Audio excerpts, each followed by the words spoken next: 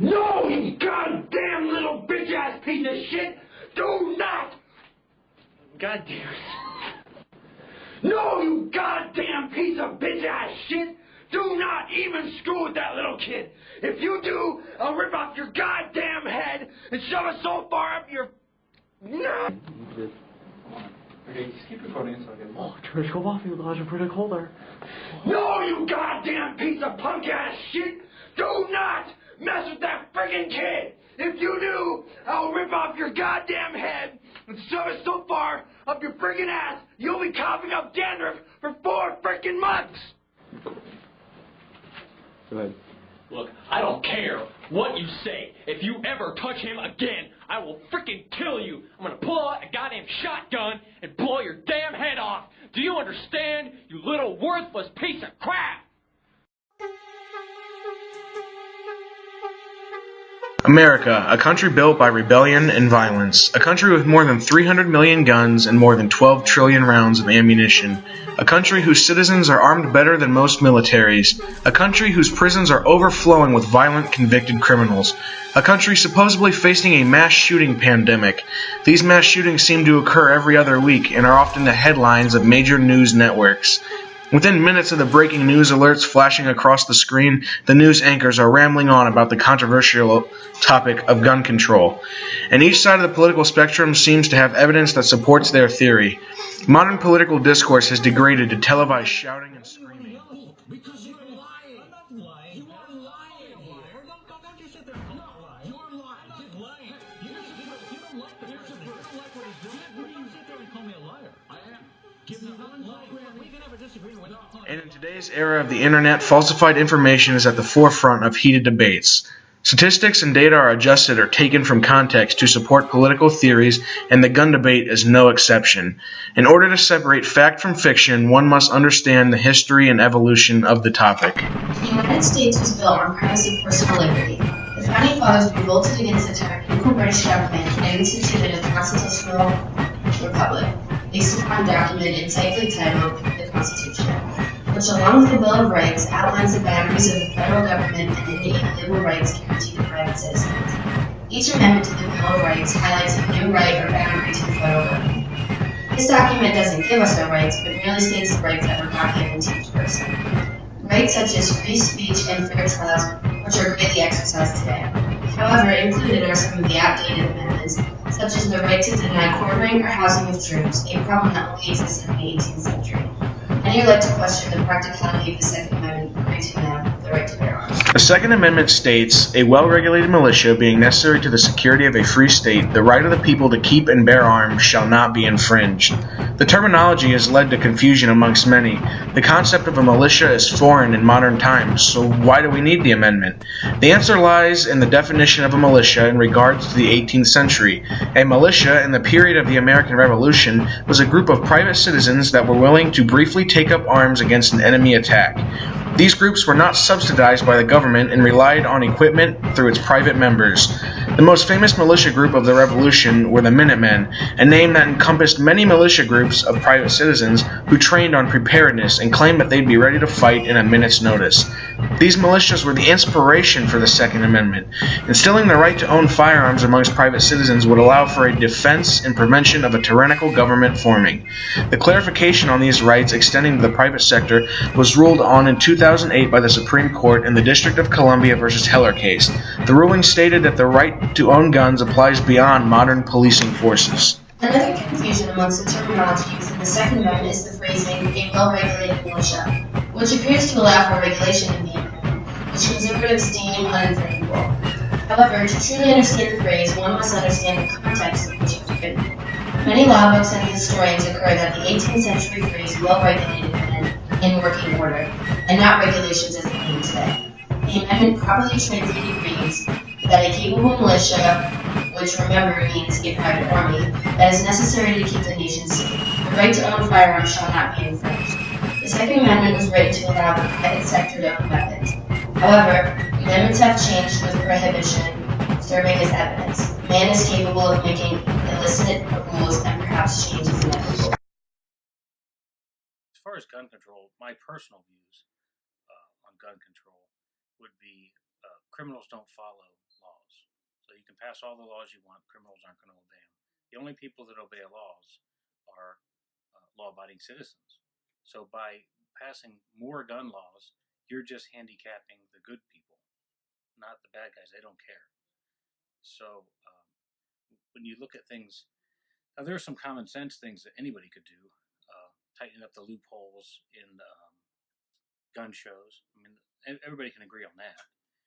That you should probably have background checks for any firearms purchases, not just from a dealer.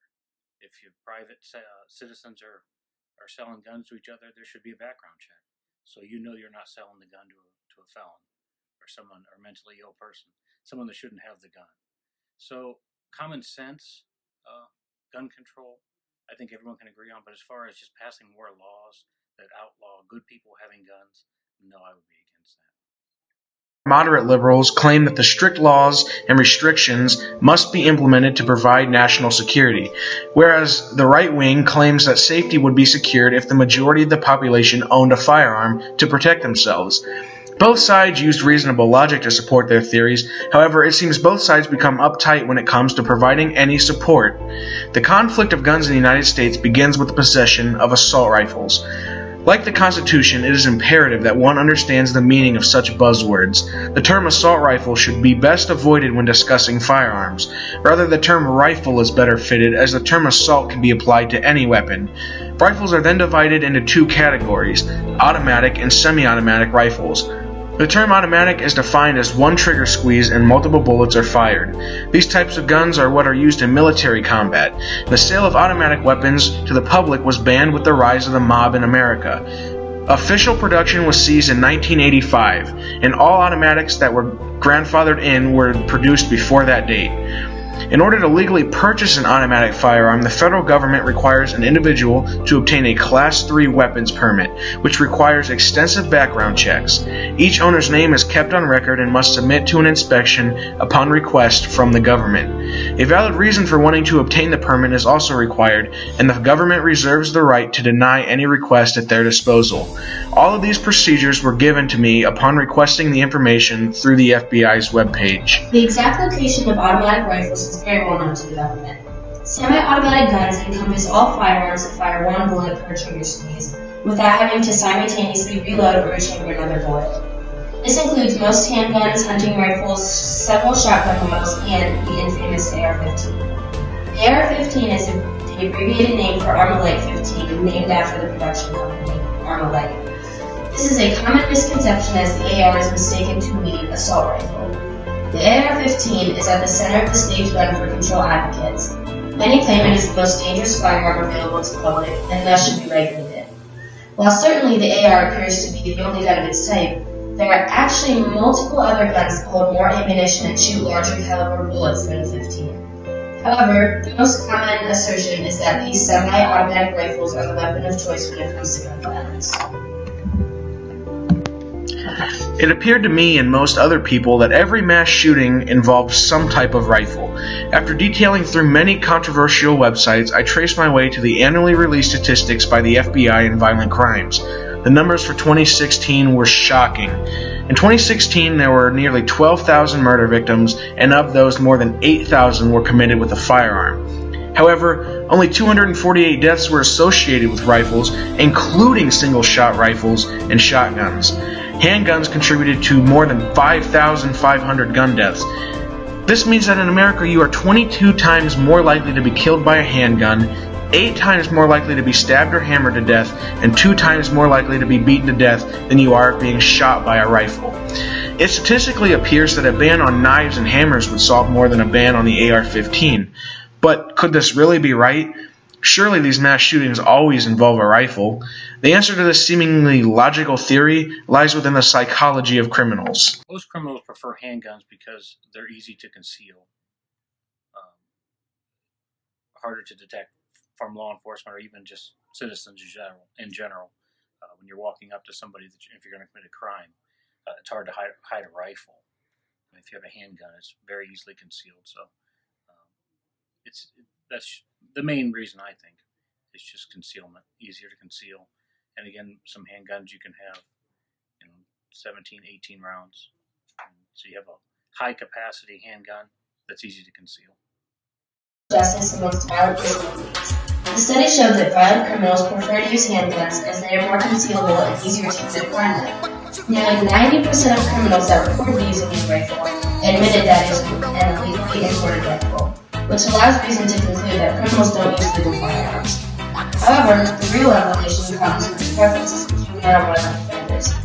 Younger violent criminals, which are aged 15 to 25, are most likely to commit traditional crimes, such as robberies, etc., and more likely to show patterns of aggression, anger, and substance abuse. As well, young offenders are more likely to be drawn to large caliber rifles than handguns.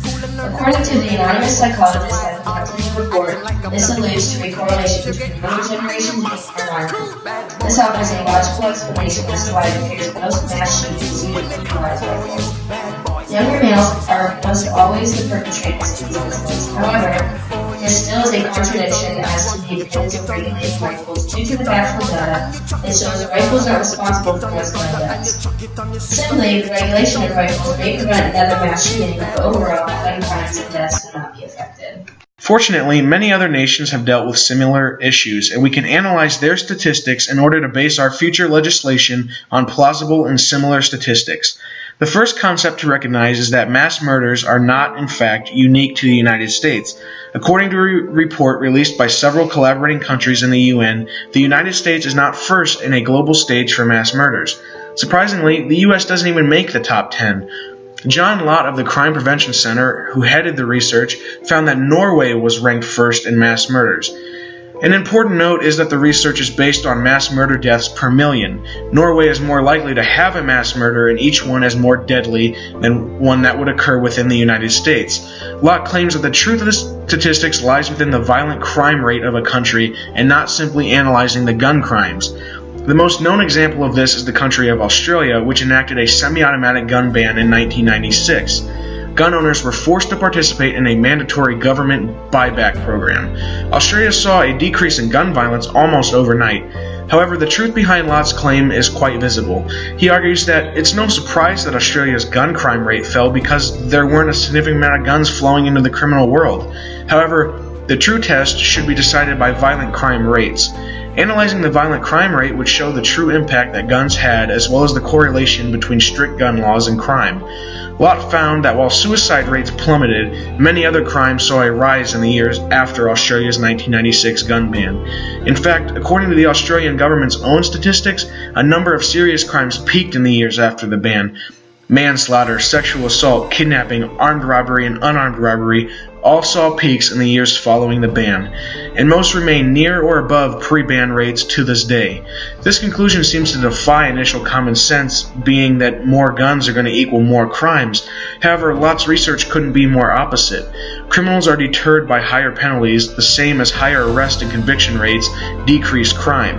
For every state that endorses a concealed carry permit in the United States, the murder rate declines by 3%, rape by 2%, and robbery by 2% on average each year. The exact same logic and statistics apply for the United Kingdom. The UK implemented a gun ban in 1997, and just 5 years later, they experienced the highest homicide rates in nearly 2 decades.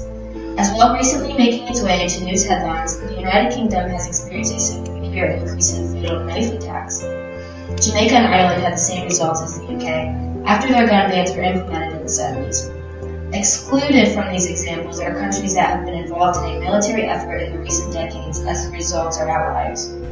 While noting the effects of gun control on a national level is important, most Americans may never experience actual gun violence and thus adopt the psychological principle commonly known as "not in my backyard," meaning that until a community or individual is personally affected, they will ignore what is right in front of them. The easiest way to lessen this effect is to analyze the effect of gun violence on people. Akron, Ohio saw a 100% increase in murder rates, meaning that the murder rate doubled in 1 year, according to reports released by the Ohio Department of Public Safety in 2017. While the magnitude of the numbers doesn't compare with larger Ohio cities, the increase in crimes is nonetheless troubling. Akron is a medium-sized city for Ohio, about 200,000 people. We don't have a lot of crime. We do have some violent crime. I don't think it's on the rise. I actually think it's on the decline. have had some recent shootings, kind of like a gang war going back and forth, east side and west side. But overall, I don't think crime is increasing in anything. Ohio doesn't really have the strict gun laws that some of the other places like Illinois, New York, they have stricter gun laws, and they don't work. They've proven they haven't worked. I mean, their crime statistics are off the chart. So, but Ohio doesn't really have the strictest in the nation. I mean, I think personally here in Ohio we have common sense gun laws. Felons can't own guns. Mentally defective people can't own guns. I mean, these are things that everyone can agree on, and common sense things that anybody should follow. In the hands of the right people, I think firearms are integral to defending our democracy, republic, if you want to say that. It's in the Constitution. You're guaranteed the right to bear arms. That should not be infringed. So personally, as a law enforcement officer, I want good people to have guns because I know the bad people already do, and they're going to have them no matter what. They don't obey laws. They don't care. While statistics don't show the whole picture, they are extremely accurate and reliable when it comes to analyzing trends. The data shows that decreasing the number of guns does not decrease crime. However, it is true to note that there's not exact counter data as well, saying the opposite, meaning that an increase in guns does not always mean a decrease in crimes. I believe Officer Horvath said it best. I'd rather have good guys able to have guns because the bad guys already have them.